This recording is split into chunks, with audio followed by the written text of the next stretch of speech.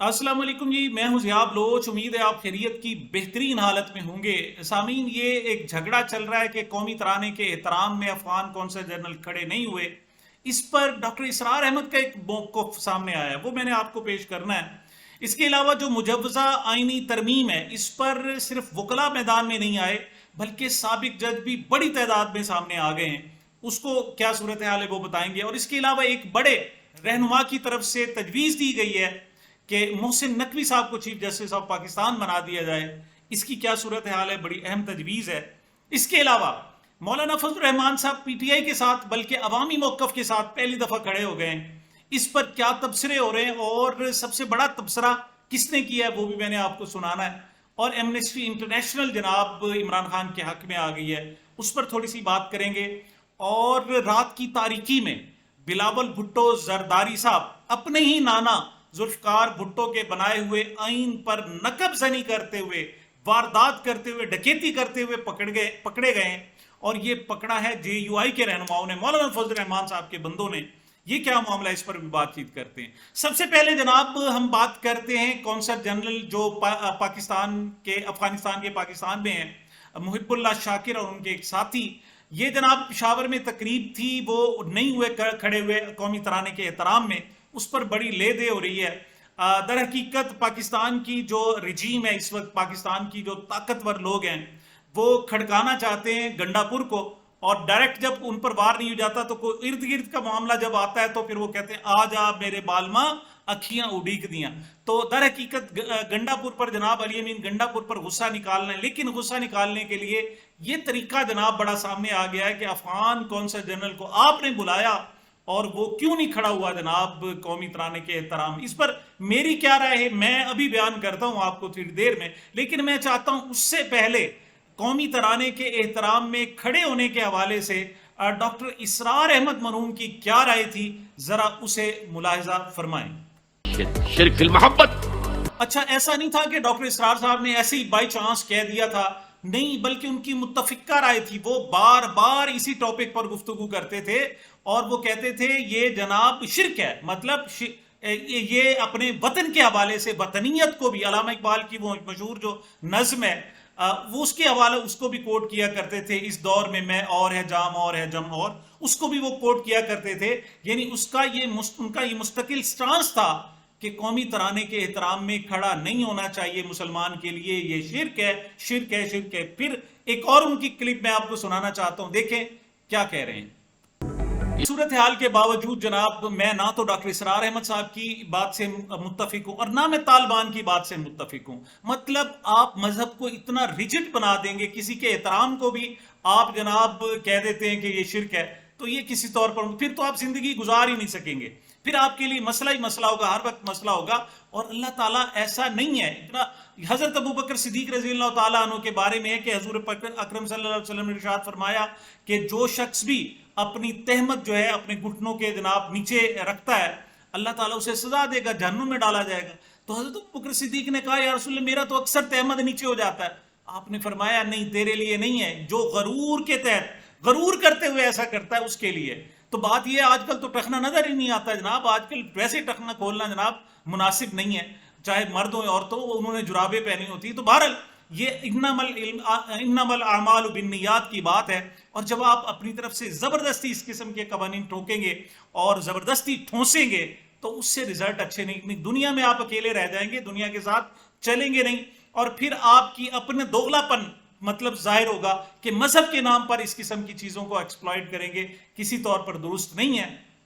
और डॉक्टर इसरार के बारे में जरूरी नहीं है कि हम हर बात से इत्तफाक करें, नहीं, हम जनाब उनसे कभी कभी मुत्तफिक नहीं भी होते और इंतहाई अदब और एहतराम के साथ नहीं होते। मतलब उनका, वो बुजुर्ग हैं, उनकी एक एहतराम है, उनके जनाब एक बुजुर्गी है, सब कुछ है, लेकिन जरूरी नहीं है कि आप हर तरीके से जनाब मुत्तफिक हो। कौमी तराना एक हमारा एहतराम है, हमारा प्राइड है, और दुनिया में चूंकि तरीका है तो उसके एहतराम में खड़ा होना चाहिए। दिल पे भी हाथ रखना चाहिए, दिल पे भी हाथ रखते हैं। हमारा वतन है, ये हमारी मट्टी है, और जो हमारी मट्टी का एहतराम नहीं करता फिर हम उसका भी एहतराम नहीं करते। तो अफगानिस्तान ने जो किया है इससे हटकर कि जनाब हुकूमत गंडापुर से इंतकाम लेना चाहती है, और चूंकि अली अमीन गंडापुर ने कहा हम डायरेक्ट अफगानिस्तान से बात करेंगे, इस सारे मामलात से हटकर جو ہمارے وطن کو عزت دے گا، احترام دے گا، ان کے ساتھ چلیں گے. اب وہ کہتے ہیں جناب اس میں میوزک ہے، یہ بھی نہیں ہے. میوزک کے مطلب کہاں سے ختم کر سکو گے میوزک آپ؟ ہمارے ہم تو جو خواتین لوری دیتی ہیں اس میں بھی جناب ایک ترنم اور میوزک ہوتا ہے، وہ منہ سے جناب آواز نکال کر لوری دیتی. آپ اس کو کیسے ختم کر سکیں گے؟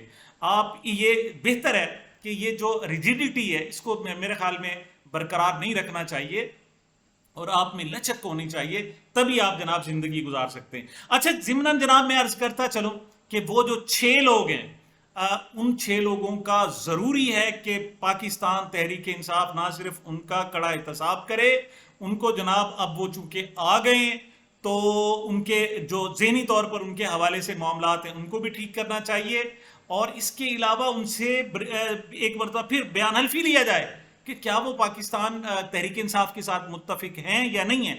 اگر انہوں نے نہ کیا تو اگلی مرتبہ 6 لوگ بلکہ اور زیادہ 6 لوگ یہ پنجاب ہاؤس میں بیٹھے ہوں گے اور یہ پھر رو رہے ہوں گے.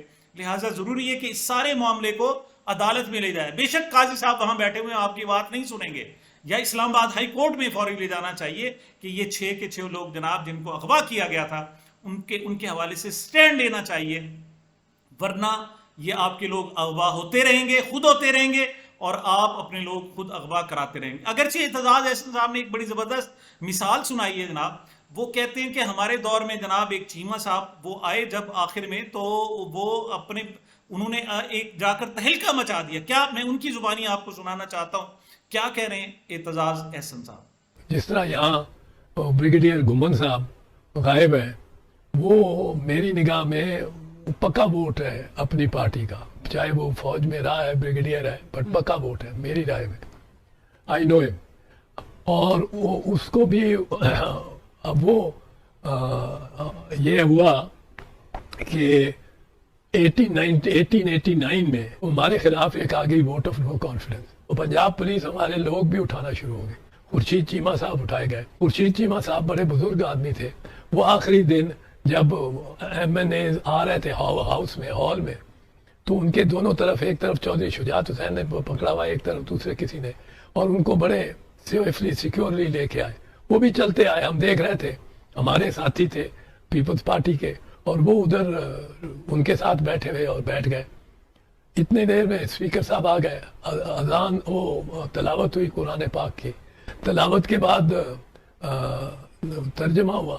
جو ہی ترجمہ ختم ہوا، خورشید چیمہ صاحب اپنے سیٹ پہ کھڑے ہو گئے. انہوں نے کہا جناب اسپیکر، مجھے اغوا کیا گیا تھا، اب میں محفوظ ہوں اور میں اپنے سیٹ پہ جانا چاہتا ہوں. وہ میری پارٹی والے بیٹھے ہیں، وہ میری پارٹی ہے اور میں جا رہا ہوں. تو یہ ووٹ بھگتانا بھی بڑا مشکل ہوتا ہے. آپ 4 بندوں کو اغوا ضرور کرا سکتے ہیں، پر جب وہ آ جائیں اپنے میدان میں تو پھر ووٹ کرنا ان کا حق ہے. منیر ملک صاحب سینئر وکیل ہیں جناب، پاکستان بار کونسل کے سابق صدر رہے، اور ان کی سب سے بڑی انفرادیت یہ ہے کہ وہ اس وقت کے چیف جسٹس قاضی فائز عیسیٰ صاحب جب ان کے خلاف ریفرنس تھا تو اس میں ان کے وکیل تھے. تو وہ جناب اس وقت کھڑے ہوئے ہیں. قاضی صاحب وہ کہتے ہیں یہ جو اصلاحات ہیں کسی طور پر بھی درست نہیں ہیں. سب سے پہلے جناب انہوں نے یہ تجویز دی ہے کہ اگر آپ نے بنانا ریپبلک بنانا ہی ہے، اپنے ملک کا مذاق ہی اڑانا ہے، اور اس قسم کی جناب گھٹیا اور زہریلی قسم کی ترامیم لانی ہے، تو پھر لے آئیں. اور اس میں بہتر ہے کہ آپ کسی اور کو نہیں بلکہ ڈائریکٹ محسن نقوی صاحب کو چیف جسٹس مقرر کر دیں، اور پھر وہ جناب دونوں عدلیہ اور آئین دونوں کو جناب ایک ایس ایچ او کی جناب سے ٹھیک کر دیں گے. وہ کیا کہہ رہے ہیں ذرا سنیں. اگر ہم آئین کو امینڈ کر رہے ہیں ٹھیک ہے تو بیسٹ تو یہ ہوگا کہ محسن نقوی صاحب جو ہے نئے چیف جسٹس بنے کانسٹیٹیوشنل کورٹ. صحیح، بالکل کوئی قواعد تو نہیں ہے نا. بالکل. تو وہ تو پھر آئین پہ عمل درآمد بھی کروا سکیں گے بڑے زبردست طریقے سے. جی بالکل. اور پھر تو پوری پارلیمنٹ اور عدلیہ جو ہے ایک ایس ایچ او کی مار ہو جائے گی. پھر آپ سوچیں نا. اسی گفتگو میں جناب منیر ملک صاحب نے دعویٰ کیا ہے کہ سابق سپریم کورٹ کے جو سابق ججز ہیں 16 کی تعداد میں انہوں نے باقاعدہ اپنے دستخط شدہ ان کو جناب بھجوائیں کہ یہ جو ترامیم غلط ہے اور ان کے خلاف نہ صرف عدالت جانا چاہیے بلکہ وکلا کی سطح تک بھی اس حوالے سے باقاعدہ ایجیٹیشن ہونی چاہیے. گزشتہ روز جناب حکومتی سطح پر پاکستان بار کونسل اور دوسری طرف دیگر لوگوں نے جناب وہ اجلاس بلایا اس کا اعلامیہ بھی جلد سامنے آنے والا ہے. لیکن منیر ملک صاحب کہہ رہے ہیں کہ جو بڑے ججز کی بڑی تعداد ہے وہ ان کے موقف یعنی ان ترامیم کے خلاف ہے. کیا کہہ رہے ہیں ذرا سنیں. میرے پاس اس وقت 16 سگنیچرز موجود ہیں آف ریٹائرڈ سپریم کورٹ ججز اچھا who oppose this amendment. اچھا یہ تو سر بڑی خبر ہے, آپ ہمیں سر یہ ضرور شیئر کیجیے گا سر. ایک میں آپ کو سیمپل کے تحت اگر آپ اس کو کانفیڈینشیل رکھ سکتے ہیں اچھا تو میں آپ اور حضرات کو واٹس ایپ کر دیتا ہوں. ٹھیک ہے سر, یہ ابھی نہیں کریں گے ہم پبلک, لیکن یہ چیز آن ایئر تو جا رہی ہے, لیکن ابھی ہم پبلک نہیں کریں گے. نہیں, اگر میں نے ابھی کیا تو پھر پورے نہیں ہوں گے. چلیں ٹھیک ہے, ابھی ہم اس کو ہم وہ ڈاکومنٹ نہیں دکھائیں گے, لیکن آپ نے یہ جو بات کر دی ہے بس یہ بھی ہمارے لیے امپورٹنٹ ہے. لیکن آپ مجھے یہ کوٹ کر سکتے ہیں جی سر کہ آئی گاٹ 16 signatures ٹھیک سر of former judges of the Superior Court, Supreme Court نہیں, اور اس میں چیف جسٹس صاحبان بھی ہیں, اس میں کوئی سابق چیف جسٹس صاحبان بھی ہیں سر who reject this amendment. جی سر. سر ٹھیک ہے حسنات, اس کا ٹیکسٹ میں آپ کو بھیج رہا ہوں. ٹھیک ہے سر, تھینک یو سر. حسنات راجن پور اور یہ رحیم یار خان کے کچے کے ڈاکوؤں کے حوالے سے میں پہلے بھی گفتگو کر چکا ہوں, لیکن میں حیران ہوں کہ 1 کروڑ روپے سر کی قیمت والا شاہد لنڈ نہ صرف محکمہ داخلہ کو خود ٹیلی فون کرتا ہے بلکہ لائیو کال پوری پاکستان کو, پوری دنیا کو سناتا ہے کہ دیکھیں جی میں لائیو کال کر رہا ہوں. اور روزانہ میرے خیال میں تو عمران ریاض سے بھی پہلے جناب وہ رد عمل دیتا ہے اور وی لاگ دے دیتا ہے, اور وہ جناب تبلیغ کرتا ہوا دکھائی دیتا ہے. اور اس وقت یقین کریں اگر دیکھا جائے تو حکومتی رہنما اور بڑے بڑے علماء کرام سے زیادہ مقبولیت شاہد لنڈ کی ہوگی. اللہ کرے یہ سلامت رہے, تادیر زندہ رہے. لیکن کمال کا بندہ ہے جناب, ہے ڈاکو بھائی لیکن کمال کا بندہ ہے, بر وقت رد عمل دیتا ہے, بر وقت وی لاگ کرتا ہے. ہم سے تو شاید تاخیر ہو جاتی ہے لیکن اس بندے سے تاخیر نہیں ہوتی. یہ ریسنٹلی جناب پی ٹی آئی اور مولانا فضل الرحمان کا جو رومان ہے, ایک آپس میں جناب محبت ہے, اس حوالے سے رد عمل دیتے ہوئے کیا الفاظ استعمال کر رہا ہے شاہد لنڈ, ڈاکو جس کے سر کی قیمت 1 کروڑ روپے ہے. ذرا سنیں. آج ہم بات کریں گے مولانا فضل الرحمان جمعیت علماء اسلام پر. تو الحمدللہ 12 سے 13 پارٹیوں نے زور لگایا, مولانا فضل الرحمان صاحب کو خریدنے کی کوشش کیا, لیکن اس کو شاید اللہ پاک نے خواب میں کچھ نہ کچھ معجزہ دکھایا. جو عمران خان کی جو جماعت ہے, پارٹی ہے, وہ حق سچ پر ہے. تو مولانا فضل الرحمان رات کل پرسوں سے کافی جماعت, کافی لوگ ان کے پیچھے ہے کہ آپ ہماری پارٹی کو جوائن کر لیں. وہ کہتا ہے ہماری پارٹی کو, لیکن مولانا صاحب ڈٹ گیا ہے کہ بھائی میں نے کسی پارٹی کو نہیں جوائن کرنی ہے, میں نے صرف بس وعدہ کیا کہ عمران خان کا ساتھ نبھانا ہے, ساتھ دینا ہے. بھائی اس بات پر ہم مولانا صاحب کی شکر گزار, ان کی ٹیم کی شکر گزار, تمام عالموں کی شکر گزار, تمام عوام کی شکر گزار, تمام طلباء کی شکر گزار ہے جنہوں نے ڈٹ کے اللہ کی قسم ایسے لوگوں کے سامنے انکار کیا. آج جس کے خلاف کوئی بات کرتا ہے تو وہ اٹھا لیا جاتا ہے, جا تو غائب کر لیا جاتا ہے 2-2, 3-3, 4-4 ماہ, جا تو وہ اللہ معاف کرے زندہ ہی نہیں ملتا ہے. لیکن مولانا صاحب آپ کی عظمت کو سلام ہے. ویسے بھی یہ دنیا بنا ہی تنقید کے لیے ہے, آپ پر ہزاروں لوگ تنقید کریں, آپ کو جیسے کہے, لیکن یہ آپ ایک عالم دین ہے. لیکن الحمدللہ حضرت مولانا فضل الرحمان نے تمام مسلمانوں کی پہلے سے بھی دل جیتے ہوئے تھے کیونکہ عالم دین تھا. جو یہ فیصلہ دیا مولانا صاحب نے ابھی بھی سب کی دلوں پر راج کر رہا ہے. سلام ہے حضرت مولانا فضل الرحمان صاحب, آپ کی عظمت کو سرخ سلام پیش کرتے ہیں. ایمنسٹی انٹرنیشنل کی طرف سے جناب بڑا سٹرونگ قسم کا رد عمل آیا ہے, اور انہوں نے کہا ہے کہ عمران خان صاحب کو فوری طور پر رہا ہونا چاہیے. اس حوالے سے ایمنسٹی انٹرنیشنل نے اپنی ایک پریس ریلیز جاری کی ہے.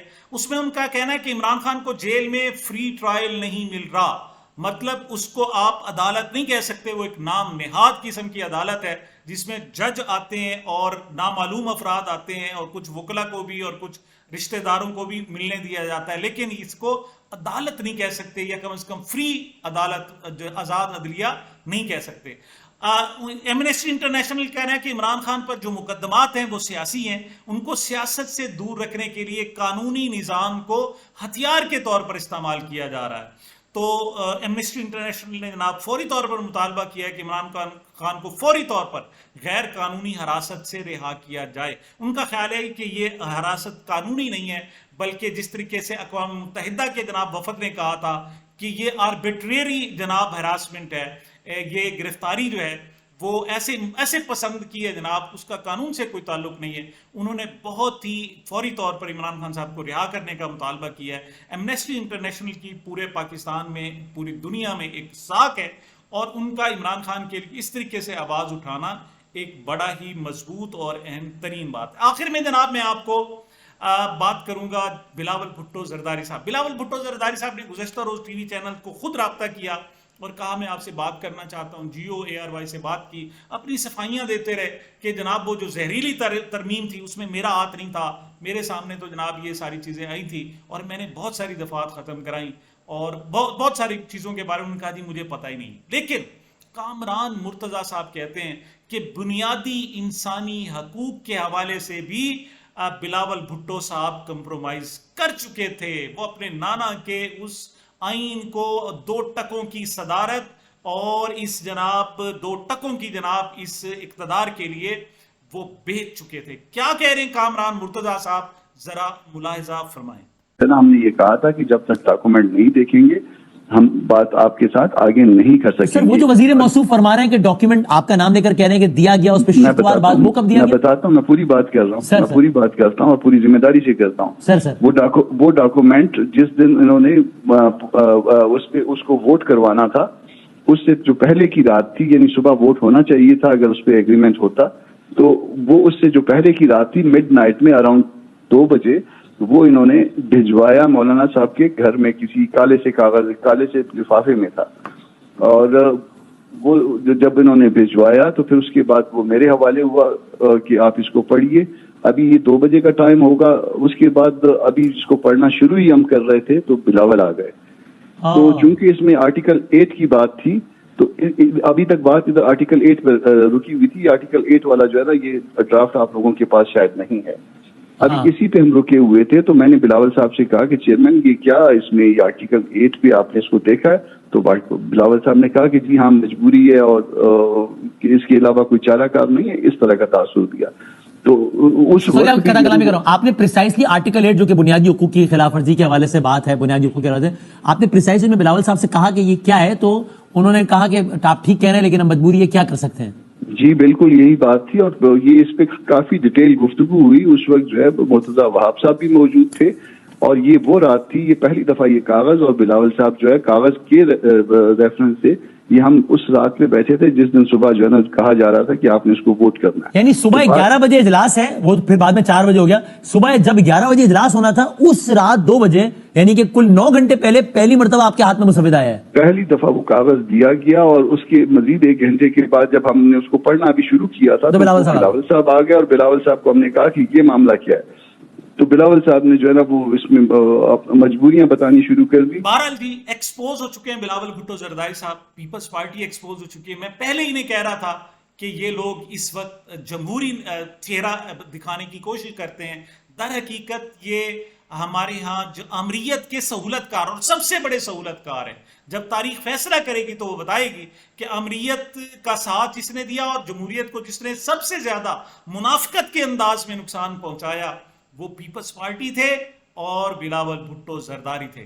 اور بہرحال یہ ایک آنے والا وقت فیصلہ کرے گا کہ کس طریقے سے وہ دھونس داندلی زبردستی سے حکومتوں میں آتے رہیں گے.